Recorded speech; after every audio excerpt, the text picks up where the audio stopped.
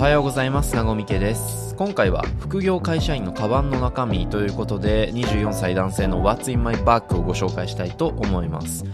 平日含めほとんど日常的に持ち歩くものになるのですが、僕のもの選びのテーマは基本的に機能美とストーリー性、一つ一つに選ぶ理由があるからこそのものになっているので、ぜひぜひ最後までご覧いただけると嬉しいです。それでは行ってみましょう。カバンの中身と言いつつ、最初はカバンとはちょっと関係ないものですね。まずはやっぱりみんな必要なスマホ iPhone です。折りたたみスマホとか Android とかいろいろ使った結果、今は iPhone 16 Pro に落ち着いています。やっぱりシンプルに Android よりも使い心地が洗練されているというのと、 Apple 製品も多いので連携性に救われているところは大きいです。割とよく聞かれるのがこのアクセサリーなんですが、ノマドのレザーバッグ、背面だけを保護するシンプルなレザーのバックパネルにトラスのオムニリングというリングをつけています。僕割と机の上にスマホを置いて動画を横に流しながら何かやることが多いんですね。なのでこういったスタンド機能は結構必須になってきます。マグセーフでくっついているので、縦でも横でも好きな角度で立たせられるというのは本当に便利ですね。そして腕につけているのが Apple Watch Ultra 2ですね。もうこれに本当に僕は生活習慣を変えられております。アクティビティのリングを結構見ているので、今日の運動量が足りているのかモニタリングしたり、寝ている時にもつけて睡眠時間が十分か測ったり、いやもう本当にボロボロだった自分の生活を大きく改善の方向に導いてくれました。で、首にかけてるのがバウアース&ウィルキンズのヘッドホンになります。イヤホンも持ち歩くんですが、移動中とか集中して作業に取り組むとか、長時間何か聞くには本当にこっちの方が耳が疲れないんですよね。あとシンプルに冬は耳があったかいです。ここ最近はもう本当に常につけてるなって感じですね。というわけでカバンの外のものを紹介したので、ようやくカバンの中身に移っていきたいと思います。バッグはもういろんなところで紹介しているんですが、ブランクレのレザーバッグです。レザーのバックパックなんですが、このやっぱりビジュアルですよね。ラグジュアリーな感じがありつつシンプルなこの見た目に本当に惹かれております。革のバックパックってそこそこあるんですが、こういった見た目だけじゃなくて、このブランクレのバッグに関しては背面とかショルダーのベルトにはクッションがあしらわれているので、背負い心地もいいのが気に入っています。ただね、もうこれ1年ぐらい前からずっと紹介してるんですけど、もうずっと売り切れてるんですよね。本当に参考にならない情報で申し訳ないんですが、とりあえず気に入っているので語らせていただきました。で、中身なんですが、やっぱり僕の場合は PC 作業をひたすらしていることが多いので、ベースになる持ち物はこの MacBook ですね。そして最近使っているのは M4 Pro チップを積んだ MacBook Pro になります。そんなハイスペック PC いるかとわかります。気持ちわかるんですけど、最近この YouTube しかり他の仕事しかり、作る動画のクオリティを結構上げている段階で、だんだんとこのプロのスペックに助けられている場面が増えているんですよね。これは完全に仕様のパソコンなので、自分のこの YouTube 関連の動画編集しかり、諸々のタスク処理しかり、 SNS 見たり、本当に全部やってるっていう感じですね。なので今まで使っていた MacBook Air に比べると、どうしても大きさ重さはちょっと増えているんですが、それを覆すほどの恩恵は受けているなという感じがあります。そして僕は平日だけではあるんですが、社用の Windows PC も持ち歩いています。前回カバンの中身動画を作った時に、いや2台パソコン持ち歩くのはさすがに意味わかんないみたいなコメントをいただいたんですが、いや僕も意味わかんないですよ。本当に重いです、荷物。ただやっぱりセキュリティ上の話もありますし、なかなかこの Windows だとモチベーションが上がらなかったり、スペック的にできない仕事があるんですよ。もう重い。そしてマシンで言うともう一つですね、 iPad mini を持ち歩いています。これは書いたり読んだりするための端末ということで、頭の中を整理するときにメモ書きしたり、 Kindle で本読んだり雑誌読んだりとか、マルチなサブ端末として使っている感じですね。ちなみに一緒に使っているアクセサリーは Apple Pencil Pro とスマートフォリオになります。純正ばっかりですね。僕の仕事としても紙の書類が発生するとかはほとんどないんですが、たまに何か領収書とかイレギュラーで発生した時の紙がぐちゃぐちゃにならないように、このバリアペティのレザーファイルも一緒に持ち歩いています。薄くすかれた革のファイルで、本当にシンプルな構造ですね。ただ長きにわたって僕も愛用しています。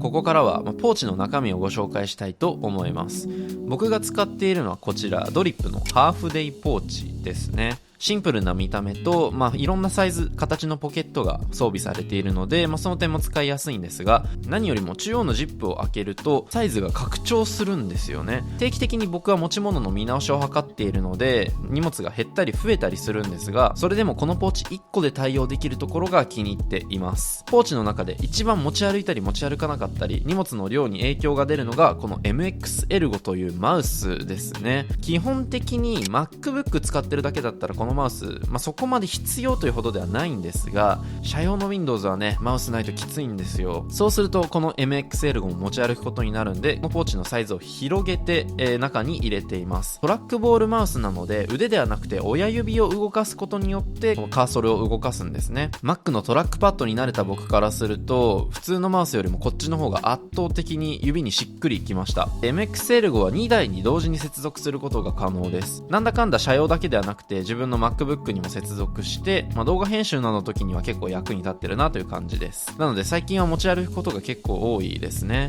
見た目はね、正直なんですけど、機能面で譲れなくて、結局これを使い続けています。ホワイト出してくれよ。引き続きガジェットを紹介すると、こちらが充電器ですね。アンカーのパワーコート、名前忘れましたが、薄型なのに 45W という、多くのデバイスを賄えるくらいには、出力が高い充電デバイスになっています。カフェで作業することも多いんですが、僕の、普段の持ち物は全て USB-C 端子で統一されているので、これにケーブルつないでひたすら外で充電しているという感じですね。パソコン、タブレット、スマホ、マウスなどなどなど、本当に全部これで賄ってます。で、そのケーブルというのがこちらのアンカーのケーブルですね。もうこれも長きにわたって僕の一軍になっていますが、シリコンで覆われているケーブルで絡まないのが特徴です。初めて見る人には結構驚かれるんですが、もうこのね、折り目がつかない柔らかいケーブルなので、収納する時にも場所を取りにくいんですよね。あと見た目もすごくいい。実際これ充電の他にも、僕は先ほど紹介したヘッドホンをパソコンに有線接続でつなぐ時にも使用しています。動画編集をする時ってどうしてもこの有線接続が必要になってくるので、そのためのケーブルとしてもかなり役立っていますね。そしてもう一つ充電系だとモバイルバッテリー、こちらもアンカーのものを使ってます。名前が長いです。先ほど話した通り、全てのデバイスが USB-C 端子に僕は統一されているんですが、その端子がモバイルバッテリーに直接くっついているんですよね。なのでケーブルとかを使わずに様々なデバイスに直差しすることができるようになっています。特にこれで充電するのはスマホですかね。iPhone 16 Pro に変えて結構バッテリー持つようになったんですが、ごくごく稀に足りなくなるので、そういう時のための本当に緊急用として持ち歩いている感じです。でもそれこそマウスとかもね、充電頻度少ないので外出中に突如切れるとかがたまにあるんですよ。そういう時にも役に立ちますね。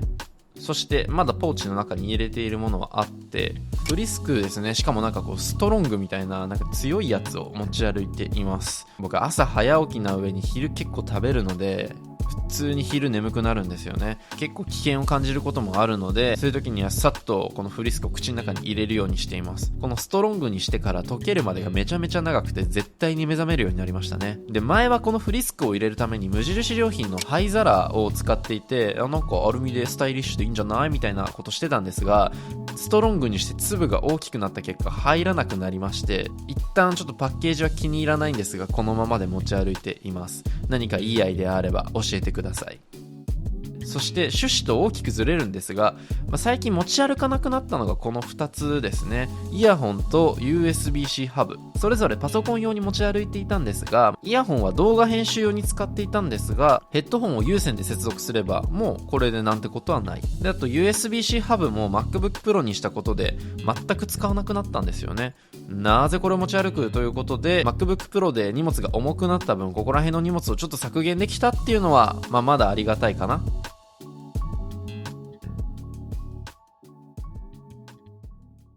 そしてポーチ以外の持ち物をご紹介します。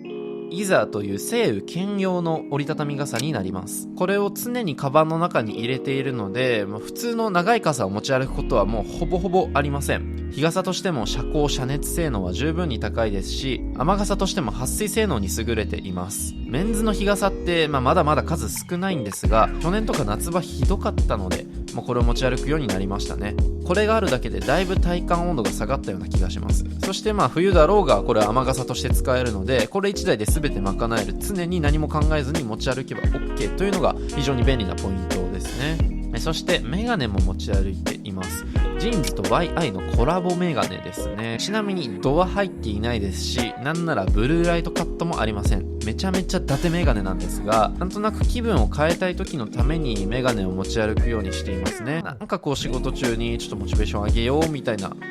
っと集中しようみたいなタイミングでつけることがあります。テンプルっていうんですかね、後ろの部分がカチカチャっと角度をつけられるようになっていて、これによって耳にしっかりと固定することができます。そもそもこのメガネ自体が軽い上に、これでしっかりと固定されるので、丸1日つけていられる数少ないメガネになっていますね。そして車用のスマホも、先ほどの iPhone とは別に持ち歩いています。 iPhone SE3 ですね。本当にこれバッテリーが持たないんですよ。別に毎日使うわけではないので、ふとした時に必要になって取り出すと充電切れてるみたいなことがザラです。会社支給のスマホに多分この SE3 っていろんなところで使われてたと思うんですけど、これ終わっちゃったんでね、次はどうするんですかね。最新の E とか買うんですかね。高いっすよあれ。続いてシャンプーセットです。週 3,4 ぐらいで僕が銭湯に行っているからなんですね。銭湯行く時だけ持ち歩いていたのがもうすっかり持ち物として定着してしまいました。シリコン製のシャンプーボトル4本セットを使っていて、それぞれ 60ml くらいの容量なので結構な間長持ちします。中にはシャンプー、コンディショナー、ボディーソープ、そして保湿のオールインワンジェルですね。この4本持ち歩いていて、銭湯に何の装備もなかったとしても、これさえあれば対応できるというようなセットになっています。専用のポーチ付きでぴったりギチギチにして持ち歩くことができているというのも気に入っているポイントです。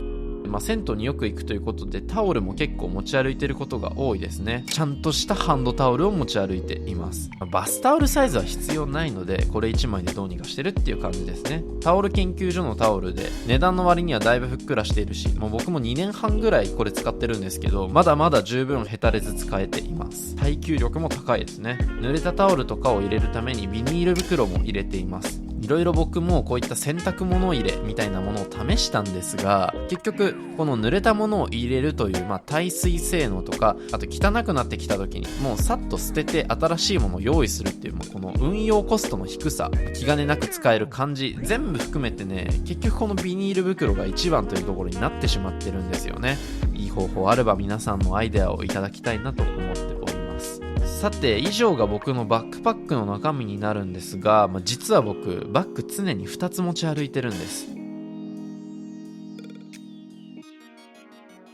トポロジーのショルダーバッグになります。で、こちらの方には何を入れているのかというと、主にさっと取り出したいものが中心ですね。このフォンサコッシュ、中はカードポケットとかお札入れ、小物を入れるポケットなんかもあるので、財布の機能を完全に一体化させています。家の鍵、現金、クレジットカード、あとは発生するレシートとかもここに全部入れていますね。ちなみに僕は基本キャッシュレスで現金はほぼ使わないんですが、なんかのための、だいたい1000円から3000円程度のお札と小銭を200円分ですね。これはたまに銭湯に行った時に100円玉でコインロッカーみたいに使わなきゃいけないようなロッカーがあるじゃないですか。そういう時にね、どうしようもなくならないように100円玉を一応自分と、あとね、心優しいので友達分も持ち歩いてるという感じになります。そんな財布機能を有しつつ他にも色々と入れていて、